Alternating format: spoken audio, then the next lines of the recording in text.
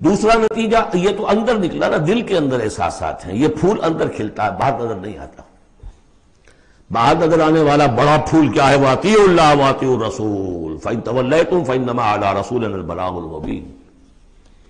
اطاعت کرو اللہ کی اور اطاعت کرو رسول کی، پھر اگر تم پیٹھ موڑ لو گے تو جان لو کہ ہمارے رسول پر سوائے صاف صاف پہنچا دینے کی کوئی ذمہ داری نہیں،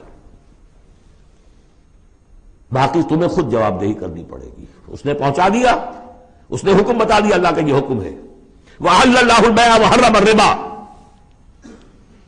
تم پڑے رہو اپنے الجھنوں میں اور اشکالات میں، انما البیع مثل الربا، لیکن احل اللہ البیع وحرم الربا، اللہ نے حلال کیا بیع کو، حرام کیا ربا کو۔ ہو آر یو، یہ ہو آر یو سے مجھے وہ شعر بھی یاد آ گیا ہے جو مقام تسلیم و رضا پر کہا ہے اکبر الہ آبادی نے، رضائے حق پہ راضی رہ، یہ حرف آرزو کیسا یوں ہو جائے۔ اچھا تم اللہ کو سکھا رہے ہو، یو وانٹ ٹو ٹیچ ہم آرزو، رضائے حق پہ راضی رہے، یہ حرف آرزو کیسا؟